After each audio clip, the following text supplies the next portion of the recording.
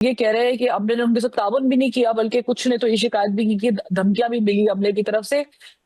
साथ ही ये भी मुझे बताइएगा कि मुस्तफा कमाल साहब ने भी अपने आप को खुद एहतसाबी के लिए पेश किया है, तो क्या कोई बड़ा इस्तीफा भी है इसमें? देखिए, उन्होंने मैं समझता हूँ कि बिल्कुल अपनी जिम्मेदारी को एक्सेप्ट किया है कि मेरी रिस्पॉन्सिबिलिटी है, मेरी वजारत का ये एक बहुत बड़ा इदारा है जहाँ पे ये हादसा हुआ है,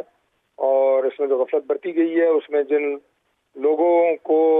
पिन पॉइंट किया जाएगा जिनकी वजह से गफलत हुई है, लेकिन इदारे का सरबराह होने की हैसियत से उन्होंने अपने आप को भी इंसाफ के लिए पेश किया है, जो कि एक अच्छी बात है कि उन्होंने इसको महसूस किया। लेकिन उसमें इनकी कितनी गफलत थी और इसमें वजीर का कितना आप ये कहें कि रोल था उन हालात को कंट्रोल ना करने में कि जो होने चाहिए थे, इसका फैसला अभी प्राइम मिनिस्टर लेवल पे होगा। प्राइम मिनिस्टर अगर चाहेंगे तो बिल्कुल उनकी रिस्पॉन्सिबिलिटी फिक्स करके उसमें जो कमजोरी वजीर की होगी वो भी रिस्पॉन्सिबिलिटी फिक्स की जाएगी। ये जो कमेटी तश्कील दी गई है, इसकी न्यूट्रलिटी के हवाले से किस हद तक स्ट्रिक्टनेस की गई है?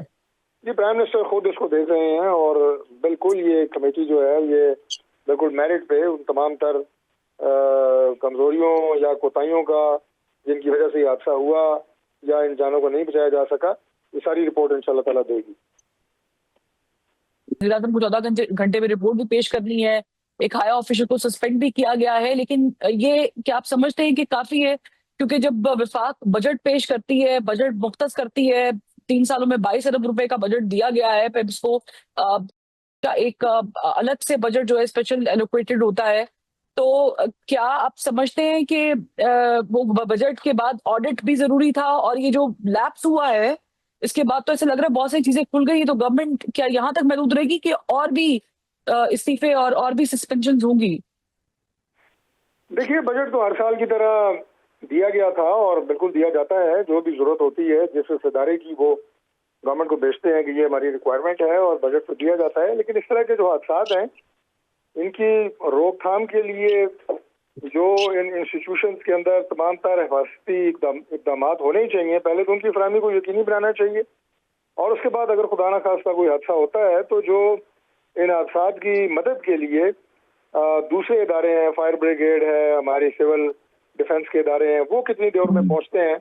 और फौरी तौर पे वो आग बुझाने के लिए क्या इकदाम उठाते हैं, ये बुनियादी तौर पे वो सवालात हैं जिसके लिए प्राइम मिनिस्टर साहब ने एक फैक्ट फाइंडिंग कमेटी बनाई है जो 24 घंटे में रिपोर्ट दे रही है। जो सेक्रेटरी थे उन्हें तो फौरी तौर पर मुअत्तल किया गया है, और बाकी जितने भी इसमें जिम्मेदारान होंगे बिल्कुल उन्हें भी सजा दी जाएगी और उन्हें भी इसमें कोई माफी नहीं होगी।